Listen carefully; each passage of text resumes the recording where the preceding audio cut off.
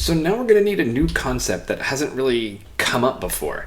It's the notion of orientability of a surface. We talked before about orienting a curve and how we usually orient a curve to be positively oriented clockwise.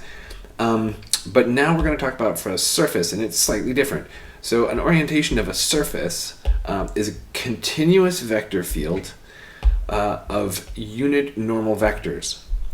And so what that means is that if we've got a parametrization of our surface, then the vector field needs to be orthogonal to the partial derivatives of that parametrization everywhere. So that's the normal part. And then the unit part is that this vector field consists of vectors of length 1. All right, so basic example, most basic example of an orientable surface would be the sphere. And so if you have a sphere, then you can orient it outward. So you just have the outward pointing. Now I know it looks like a circle, but now it looks like a sphere. So these are all supposed to be vectors of length 1, and they're all supposed to be orthogonal to the surface. So maybe if I had one here, let me see if I draw it with foreshortening. Yeah, it doesn't really work with foreshortening. It just looks kind of dumpy. Oops. Come on, you rotten vector. Okay. Sorry, the vectors are not behaving nicely for me today. These are all supposed to be the same length. They just look short because they're pointing at you. See, like this one is pointing right at you. It's just a dot. Okay, forget it. All right, so moving on from the sphere. We also have other examples like the Taurus. So here's everyone's favorite Taurus, the donut. Again, this is the boundary of a solid in R3, and so it's going to be orientable. This is always true for boundaries of solids. So this is some giant torus, because remember, each one of these little unit vectors is supposed to be of length 1. So it's got some massive radius here. Anyway, so I don't need to decorate this whole thing. I'm sure you get the point.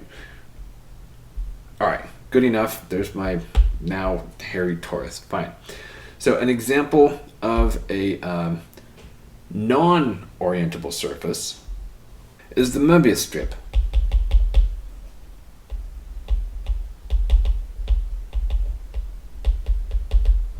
So now for this guy, check out what happens, right? If we start going out this way and then walk it around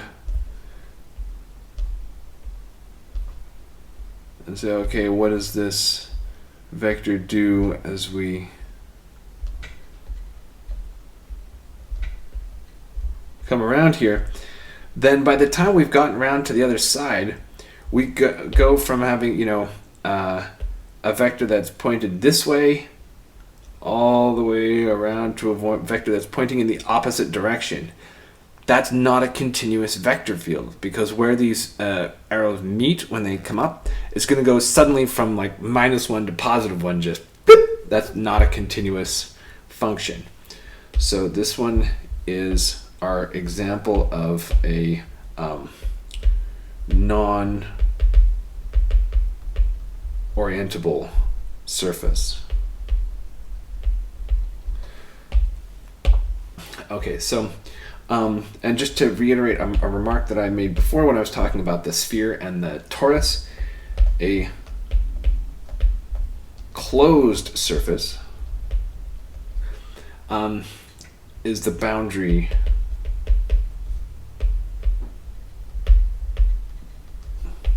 of a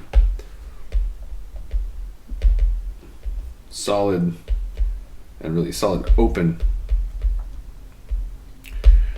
region in R3.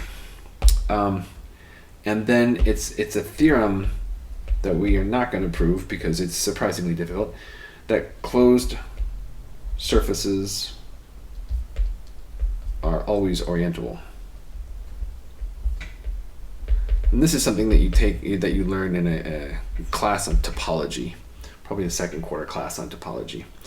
And the standard convention is that outward orientation is positive. So this is because people are usually interested in quantities that are emanating from an object of some type. So the flux coming out through a surface. So outward meaning pointing away from the enclosed region. And in case you're interested, you might want to check out for another example of a non-orientable surface, because they're not so easy to come by, these non-orientable surfaces. And this non-orientable surface that we've just talked about, it has a boundary, right? So this curve around here forms the boundary of this surface. But there are also surfaces that don't have a boundary and are still non-orientable. And the simplest example of such a one is called a Klein bottle. And you can search that up online if you're interested. I'm not going to embarrass myself by failing to produce one here.